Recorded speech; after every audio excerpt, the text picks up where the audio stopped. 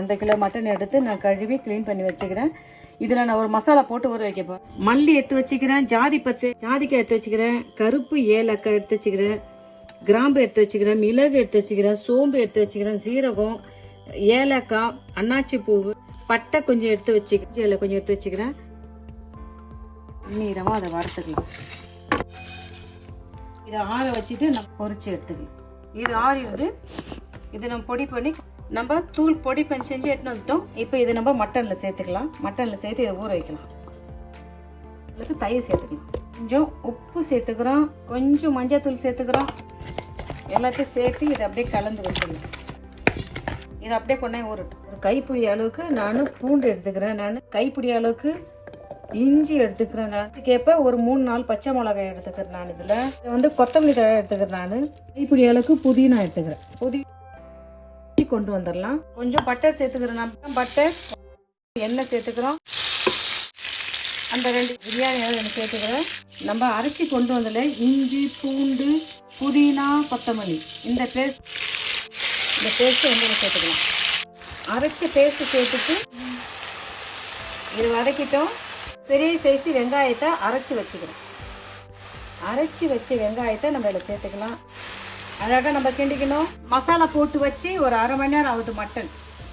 இந்த மட்டனை நம்ம இதில் சேர்த்துக்கிறோம். மட்டனை இதில் சேர்த்துட்டு அப்படியே இதை கலந்துக்கலாம். மட்டனை சேர்த்துட்டு மூடி போட்டு இதை கொஞ்சம் இப்படி வேக வைப்போம். பார்க்கலாமா? நம்ம தண்ணி முன்னும் வைக்கல, இந்த கறியிலே வேக தண்ணியிலே அது வேகுது. அரைச்சி வச்சிருந்த ஒரு பெரிய சைஸு தக்காளி பழத்தை நம்ம இதில் சேர்த்துக்கிறோம். காரத்துக்கு ஏற்ற மாதிரி மிளகாய் தூள் எடுத்துங்க. தண்ணியில் இதை கரைச்சி நம்ம சேர்த்துக்கலாம். கரம் மசாலா தூள்லாம் ஒன்றும் வேணாம், ஏன்னா நம்ம ஏற்கனவே எல்லாம் பொடியை நம்ம வறுத்து போட்டுட்டோம். மிளகாய் தூள் கரைச்சி நம்ம மிளகாய் தூளை இதில் ஆட் பண்ணிக்கலாம். ஆட் பண்ணிட்டு லைட்டாக இதை கிண்டி விட்டுக்கலாம். 1.5 கப்பு சுடு தண்ணி சேர்க்குறேன் நான்.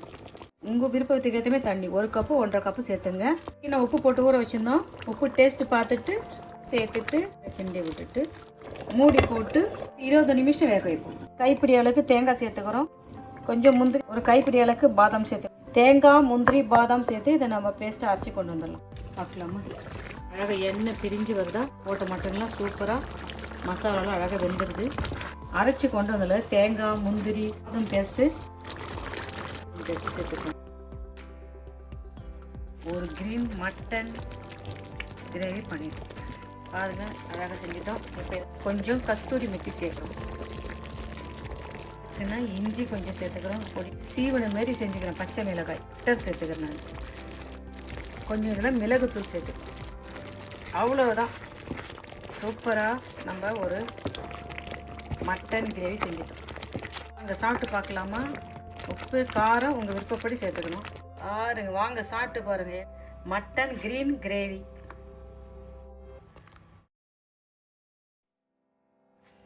அழகாக கொத்தமல்லி தழை போட்டுக்கலாம். பாருங்கள், என்ன சூப்பரான சுவையான அழகான ஆரோக்கியமான ஒரு மட்டன் கிரீன் கிரேவி செஞ்சுட்டோம். பாருங்கள், நான் நினைக்கிறேன் இந்த மெத்தட் உங்களுக்கு ரொம்ப பிடிச்சிருக்குன்னு நினைக்கிறேன்.